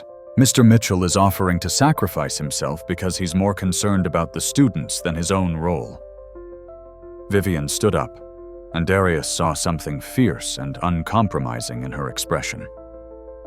But I'm not willing to accept that sacrifice. Because what you're asking isn't just about credentials or liability. It's about power. It's about who gets to decide what counts as qualified. She walked to the windows overlooking the city. Darius Mitchell is more qualified to run this program than any certified music educator you could hire. Not because of his Berkeley degree or his competition wins or his performance history, but because he understands something that can't be taught in a certification course. He understands what music means to people who need it to survive. Dr. Hayes, please sit down. The board president's voice carried warning. You're making this personal when it needs to be professional. It is personal. Vivian turned to face them. Music is personal. Teaching is personal. This work is personal. And the moment we pretend otherwise is the moment we lose everything that makes the Harmony Project actually effective. She walked back to the table but didn't sit. You want to know about qualifications? I'm qualified. Juilliard graduate, 15 years of executive leadership in arts organizations, more credentials than I know what to do with. And I'm telling you that Darius Mitchell taught me more about music in 6 months than I learned in 4 years at Juilliard. The board members shifted uncomfortably. Vivian pressed forward. But this isn't really about qualifications, is it? It's about Richard Whitmore and his wounded pride and his friends on this board, who are more concerned with keeping wealthy donors happy than actually doing the work we claim to care about. That's enough. The man in the expensive suit stood. Dr. Hayes, you're out of line. No, I'm finally in line. For the first time in my career. Vivian's voice didn't waver. I've spent 15 years playing it safe. approving programs that looked good on paper but changed nothing, funding performances for audiences who already had access to music while ignoring communities that needed it most. I've been so concerned with protecting the institution that I forgot why the institution exists in the first place. She looked around the table at each board member. So here's what's going to happen. Either you support the Harmony Project with Darius Mitchell as its director, no conditions, no compromises, or you accept my resignation as executive director, effective immediately. The room erupted. Multiple board members trying to talk at once, the president calling for order. But Vivian just stood there calm in the center of the chaos she'd created. You can't be serious. The pearl-wearing woman. You're going to throw away your entire career over this. I'm not throwing anything away. I'm finally claiming what I should have claimed years ago. The right to prioritize impact over optics. The right to support people who do real work over people who look good, doing fake work. Vivian picked up her bag. You have until end of business today to decide. Either I stay and Darius stays and the program continues as it is, or I leave and you can find someone else who's willing to compromise on everything that matters for the sake of institutional protection. She walked toward the door, then paused and looked back. And for what it's worth, if you choose institutional protection over actual impact, you'll have proven that Richard Whitmore was right. Not about the program, but about this foundation. That it's more concerned with appearing to do good than actually doing it. Vivian left the door closing behind her with quiet finality. The board members sat in stunned silence. Darius remained frozen in his seat, trying to process what had just happened. The board president cleared his throat. Mr. Mitchell, did you know she was going to do that? Darius shook his head. No, sir. But I should have. Because this was who Vivian Hayes actually was beneath all the executive armor and careful professional boundaries. This was the pianist who'd quit at 26, rather than keep performing music she didn't love. This was the woman who'd spent 15 years in administration trying to convince herself she'd made the right choice. This was someone who'd finally found something worth fighting for, and no amount of institutional pressure was going to make her back down. Darius stood. If we're done here, I should probably go after her.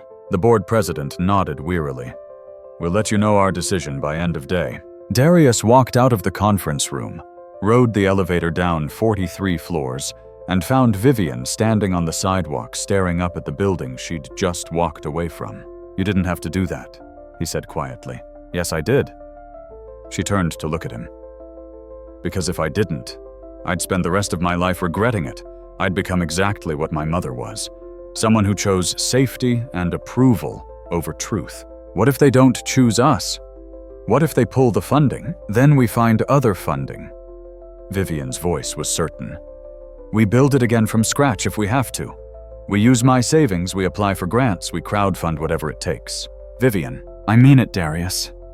She took his hand, and he felt the tremor in her fingers. I've wasted enough of my life being afraid. Afraid to play music the way I wanted to play it. Afraid to disappoint my parents. Afraid to risk failure. I'm done being afraid. She squeezed his hand. You taught me that. You and Isaiah and Grace and all the others. You taught me that being brave doesn't mean not being scared. It means being scared and doing the right thing anyway. Darius pulled her into a hug there on the Chicago sidewalk. This woman who'd sacrificed her career for a program that might not survive for students she barely knew, for principals that didn't show up on balance sheets. We're going to lose everything, he whispered into her hair. Vivian pulled back to look at his face. No, we're not. We're going to lose jobs and funding and institutional support. But we're not going to lose what matters. We're not going to lose the students or the music or each other. She smiled. Besides, I've been rich and comfortable and miserable. I'd rather be broke and uncomfortable and actually making a difference. Darius kissed her, then right there on the street. Because sometimes the only response to that kind of courage was to meet it with your own. And when they broke apart, they stood together facing the foundation building where their careers were being decided by people who'd never understood what they were trying to build in the first place. But it didn't matter. Because they'd already built it. The Harmony Project existed in Isaiah's compositions, and Grace's trembling hands finding music again, and Keisha's voice returning, and Tommy's peace, and all the others who'd learned that they deserved to be heard. That couldn't be taken away by a board vote or a funding decision, or Richard Whitmore's vindictive article. That was real. That was permanent. That was worth every risk they'd taken to create it. And whatever came next, they'd face it together. The board's decision came at 4:47 p.m. An email to both Darius and Vivian, formal and brief. The foundation would continue funding the Harmony Project under current leadership for a probationary period of 6 months, after which they'd reevaluate based on measurable outcomes and implementation of formal safety protocols. It wasn't everything they'd wanted, but it was enough. The program would survive. The students would be okay. Vivian cried when she read the email, relief and exhaustion finally catching up with her. Darius held her in the warehouse office, while Zoe pretended not to notice from her corner where she was drawing, giving the adults their moment. They'd survived. Barely, but they'd survived. 6 months later, the Harmony Project had expanded to 3 locations across Chicago. They'd brought in 2 additional instructors, both with credentials to satisfy the board, but also with the right philosophy to match Darius's approach. They'd formalized their safety protocols, gotten their non-profit paperwork in order, done all the institutional things they needed to do while maintaining the soul of what made the program work. They'd also continued to grow. Isaiah had been accepted to Berkeley on a full scholarship would be starting in the fall.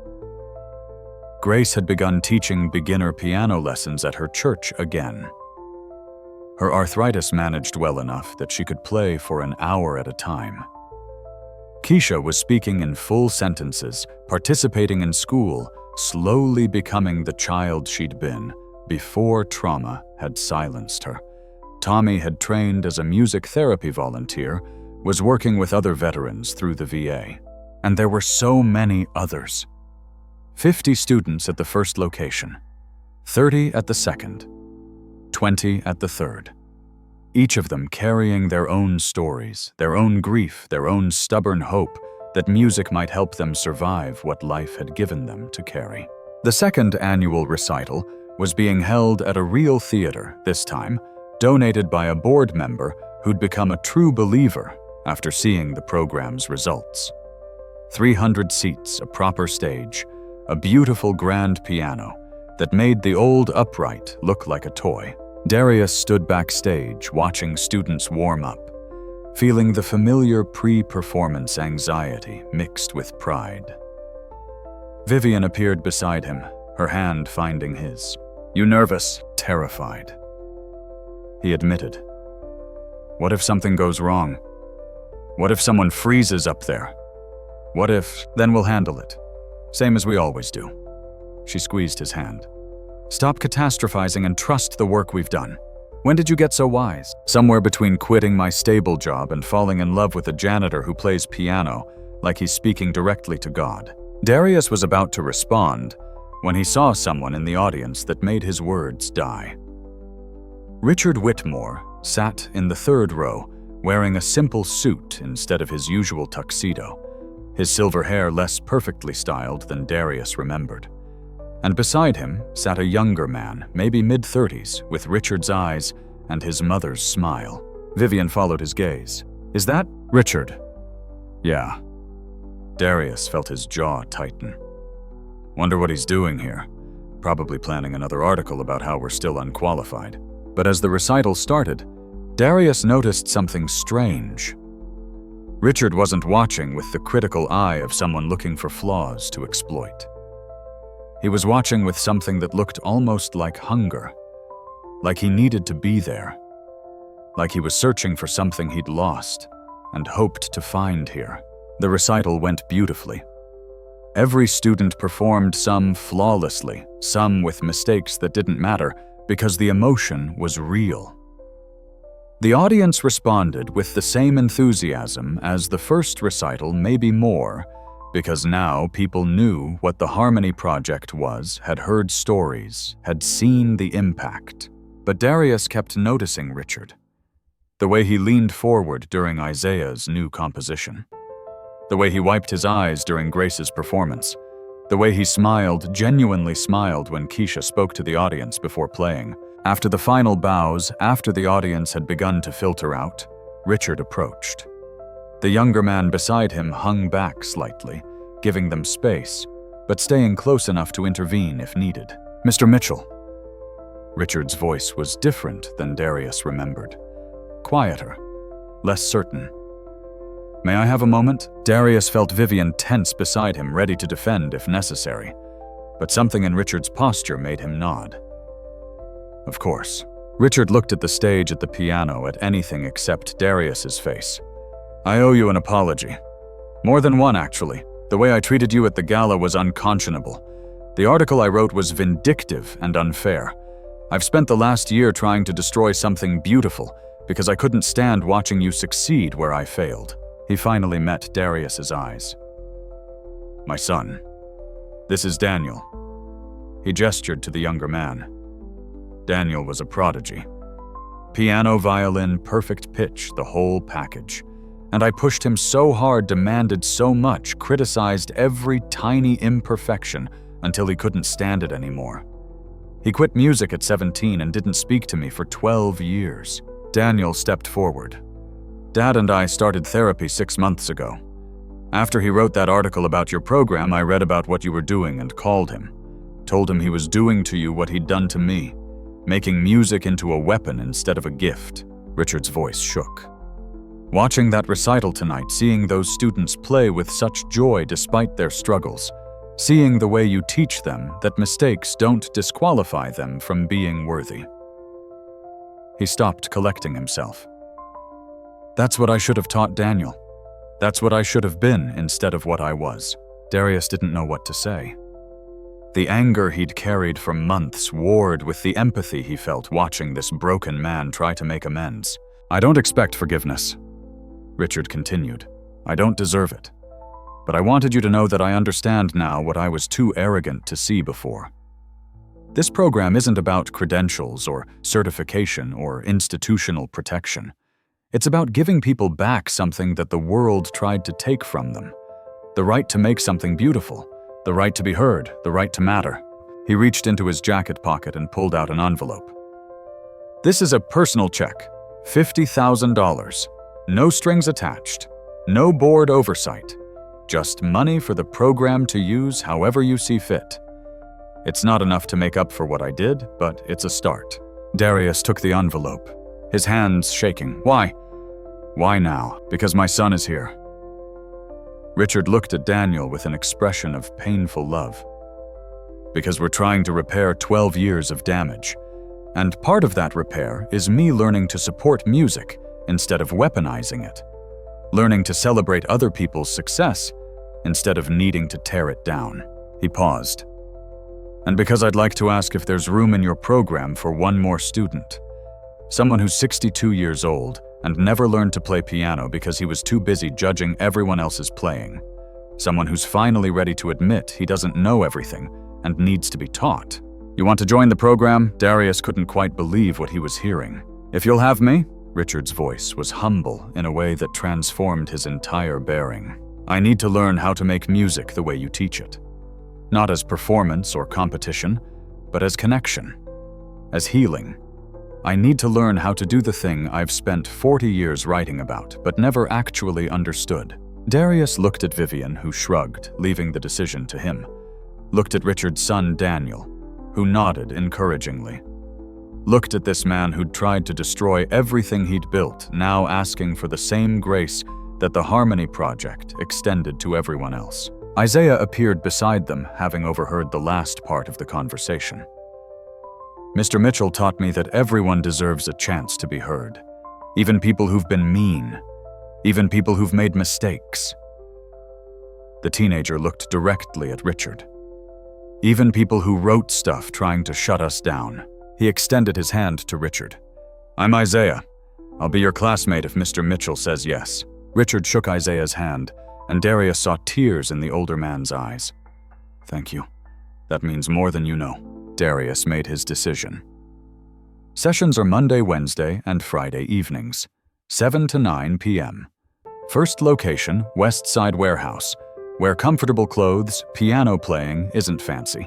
And be prepared to make mistakes. Lots of them. That's kind of the point. Richard nodded, something like hope transforming his expression. I'll be there.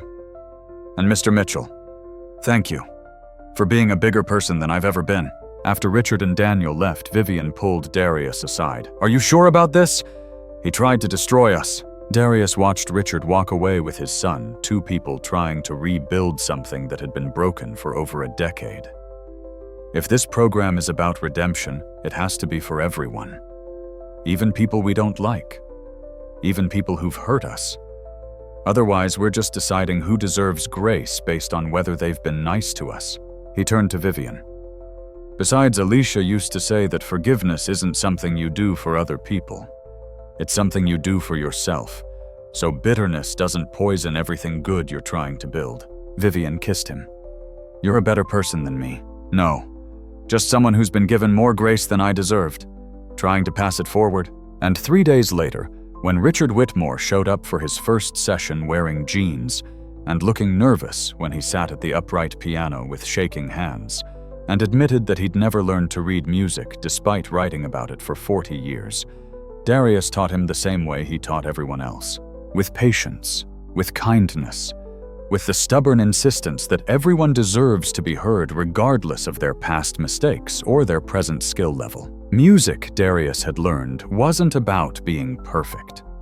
It was about being brave enough to show up and make sounds that told the truth about who you were and what you'd survived, and how you were trying to become someone better than you'd been. And if Richard Whitmore could learn that lesson at 62, maybe there was hope for everyone. 1 year after the gala, where everything changed, the Harmony Project held its biggest event yet. Not a recital this time, but a full concert featuring all 3 locations, over 100 students, and a professional orchestra that had volunteered to accompany them. The venue was Chicago Symphony Center, the same stage where legends had performed.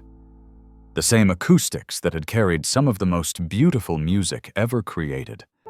And tonight, it would carry the music of people who'd been told they didn't deserve to make beauty. People who'd proven that assessment wrong. Darius stood backstage, wearing the first suit he'd bought in years, Zoe beside him, in a dress that Vivian had helped her pick out. His daughter had grown in the past year, not just physically, but in confidence. She'd performed with the project twice, now had discovered that she'd inherited her father's musical ability, along with her mother's wisdom. Daddy? She tugged his sleeve. Are you ready? As ready as I'll ever be. He knelt to her level. You remember what we're playing? Alicia's song. The one you wrote for Mama. The one you finally finished. She smiled. The one that makes everyone cry. That's the one. Darius felt his own eyes start to burn. You okay playing it with me? I know it's emotional. Zoe hugged him. I want to play it. I want everyone to hear how much you loved her, how much we both love her. Vivian appeared around the corner, stunning in a navy dress, her hair down for once, looking more like the pianist she'd been than the executive she'd tried to become. The orchestra's ready. The students are ready. Richard is having a minor panic attack about performing in public, but Isaiah's talking him down. Of course he is. Darius stood, taking Vivian's hand. That kid's going to change the world. He already has. Vivian squeezed his fingers. Ready to do this? The concert opened with a piece the entire ensemble played together. A simple melody that Darius had arranged so that everyone, regardless of skill level, could participate. 100 students and 1 professional orchestra making music that wasn't technically complex, but was emotionally overwhelming because of what it represented. Second chances. Redemption. The stubborn insistence that everyone deserved to be heard. Then individual students performed. Isaiah played his newest composition, got his acceptance letter from Berkeley presented on stage to thunderous applause. Grace performed with her granddaughter in a duet that had the entire audience in tears. Keisha sang a song she'd written herself, her voice clear and strong and fearless. Tommy conducted a piece he'd arranged for veteran students, his hands steady and peaceful. And Richard Whitmore, nervous but determined, played a simple Bach prelude, with Daniel accompanying him on violins and father and son making music together for the first time in over a decade. When they finished, Daniel pulled his father into a hug on stage, and half the audience was crying again. Then came the moment everyone had been waiting for. The lights dimmed, the orchestra settled. Darius and Zoe took their places at the grand piano, side by side, their hands positioned over keys that would tell a story 10 years in the making. Before they started, Darius spoke into the microphone. "This piece is called Alicia's Song.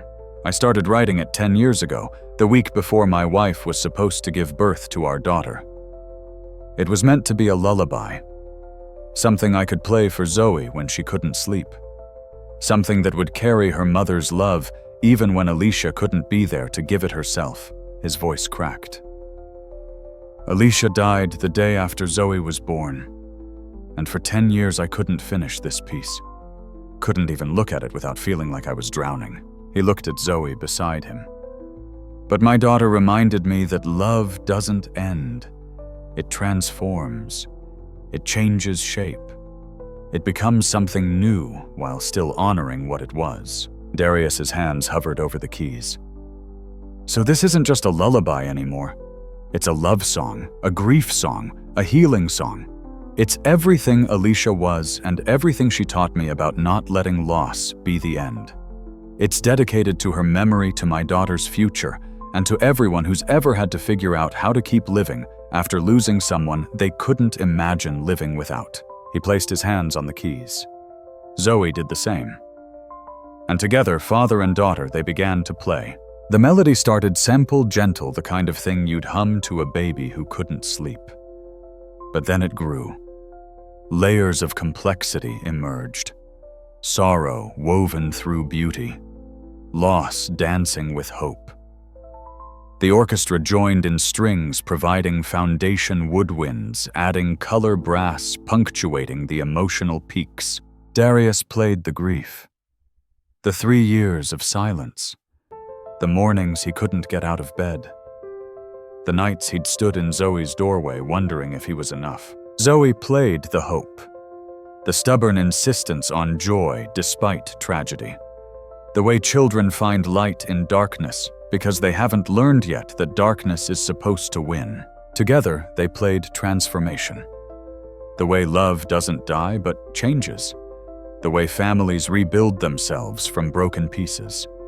The way grief and healing can exist simultaneously, not canceling each other out, but creating something more true than either could be alone. In the audience, people wept openly. Vivian stood in the wings, tears streaming down her face. Richard sat beside Daniel, both of them crying, understanding that they were witnessing something sacred. And somewhere in memory or faith or the spaces between notes where love lives after bodies fail, Alicia Mitchell listened. Listened to her husband and daughter make music together. Listened to the lullaby she'd never gotten to hear finished. Listened to proof that death wasn't the end of everything. The piece built to its climax, hands moving in perfect synchronization, the orchestra swelling behind them. The melody spoke of pain that couldn't be fixed, but could be survived. Of love that couldn't be killed by something as small as death. The final chord held for 8 full seconds, sustained by resonance and held breaths. When the sound finally faded, the silence felt holy. Then applause erupted. A standing ovation that lasted 5 minutes. People weren't just applauding, they were celebrating. Celebrating survival. Celebrating love. Celebrating the stubborn human insistence that beauty matters even when everything hurts. Darius pulled Zoe into a hug on stage. When they pulled apart, Zoe whispered, "Mama heard it, Daddy." "I know she did." "Yeah, baby girl, she heard it." Vivian joined them for the final bows. Then all the students. Then Richard, who'd learned that redemption was possible. They stood together, this impossible collection of people connected through music and vulnerability and grace. After the concert, after everyone had gone, Darius sat alone at the grand piano. Vivian found him there, slipped onto the bench beside him. "You did it. You finished her song. We finished it. Me and Zoe and you and everyone who helped me remember why music matters." His hands rested on the keys. Alicia would have loved this. The program, the students, you. Vivian leaned against his shoulder. "Tell me about her. Really tell me. The good parts, too." So Darius did. He told her about Alicia's laugh, about how she sang off-key and didn't care, about how she'd chosen love over safety every single time. "She sounds extraordinary." She was. And you are too. Different, but just as extraordinary. Darius turned to look at her. "I love you. Not because you remind me of her. You don't.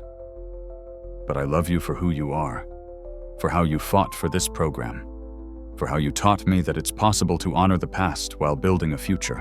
Vivian kissed him. "I love you too. And Zoe. And this weird, beautiful life we're building together."